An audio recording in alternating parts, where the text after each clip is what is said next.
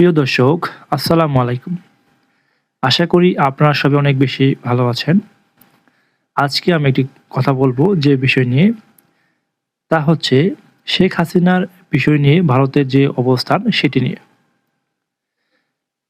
আজকে ভারতের একটি কনফারেন্সে ভারতের যে পররাষ্ট্রমন্ত্রী রয়েছেন এস জয়শঙ্কর তাকে প্রশ্ন করেছিলেন ভারতের বিখ্যাত যে সংবাদপত্র এনডিটিভি তারা একটি প্রশ্ন করেছিলেন শেখ হাসিনার বিষয়ে ভারতের অবস্থান কি?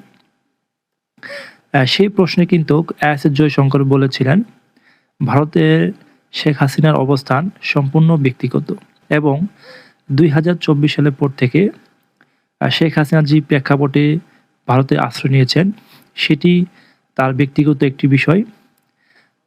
এছাড়াও তিনি যে প্রেক্ষাপটের মাধ্যমে ভারতে চলে এসেছেন, সেটি কিন্তু অনেক একটি দুঃখজনক ঘটনা।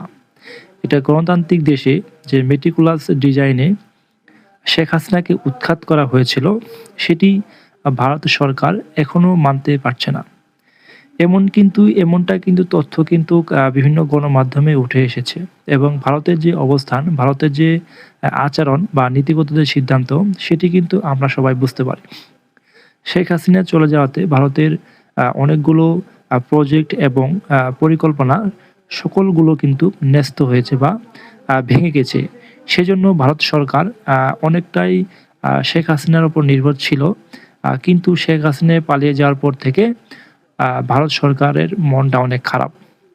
ভারতে যে শেখ হাসিনা অবস্থান করছেন, সেটি নিয়ে কিন্তু ভারতের বিভিন্ন ছোট, ছোট দলগুলো, বিভিন্ন সংগঠন তারা কিন্তু আন্দোলন করে যাচ্ছে যেন বাংলাদেশী যে বহিরাগত আ ইগুলো রয়েছে অধিবাসী, তাদেরকে যেন ভারতে যে আশ্রয় নিয়েছে তাদেরকে যেন বাংলাদেশে ফেরত পাঠানো হয়। এসব বিষয় নিয়ে কিন্তু ভারতের বিভিন্ন মাধ্যমে বিভিন্ন জায়গায় গণমাধ্যম কর্মীরা সহ বিভিন্ন সংগঠন, অরাজনৈতিক সংগঠন তারা কিন্তু ভারত সরকারের বিরুদ্ধে কিন্তু আন্দোলন করে যাচ্ছে। যেন বাংলাদেশের জনগণ যারা অবৈধভাবে ভারতে অবস্থান করছেন, তাদেরকে যেন ফেরত দেওয়া হয়। সেক্ষেত্রে শেখ হাসিনা সহ আওয়ামী লীগের বিভিন্ন নেতাকর্মী রয়েছে, যারা ভারতে আশ্রয় নিয়েছে।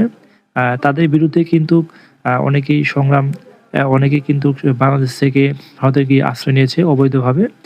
সেটি নিয়ে কিন্তু অনেক প্রশ্ন তুলেছে সেখানকার জনগোষ্ঠী এবং অরাজনৈতিক সংগঠনগুলো রয়েছে তারা। এছাড়াও শেখ হাসিনা যে ভারতে অবস্থান নিয়েছে রাজনৈতিক আশ্রয়ে, সেটি আ কবে নাগাদ বাংলাদেশে আসবে বা ভারতে কবে থাকতে পারবে বা কতদিন থাকবে, কত বছর থাকবে, সেটি সম্পূর্ণ নির্ভর করছে ভারত সরকার অথবা আপনার শেখ হাসিনার উপর। শেখ হাসিনা যদি উদ্যোগ নেয় অথবা শেখ হাসিনা যদি মনে করে যে আমাকে বাংলাদেশে যাওয়া উচিত, সেক্ষেত্রে সে ব্যক্তিগতভাবে তিনি আসতে পারবেন এবং তিনি যদি মনে করেন যে বাংলাদেশ আমার জন্য নিরাপদ নয় অথবা বাংলাদেশে গেলে আমার আইনি বিভিন্ন লড়াই করতে হবে, সেজন্য আমি ভারতেই থাকবো। সেটিও তার ব্যক্তিগত একটি মতামত। এমনটি কিন্তু জানিয়েছে ভারতের পররাষ্ট্রমন্ত্রী এস জয়শঙ্কর।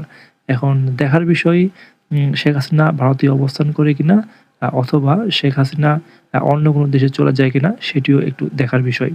তবে সম্পূর্ণ বিষয়টি ভারতের যে পররাষ্ট্রমন্ত্রী রয়েছে এস জয়শঙ্কর শেখ হাসিনার ওপর ছেড়ে দিয়েছেন এবং তিনি বলেছেন যে শেখ হাসিনা ব্যক্তিগতভাবে যেটি করবে সেই সিদ্ধান্তটি গ্রহণ করবে ভারত সরকার।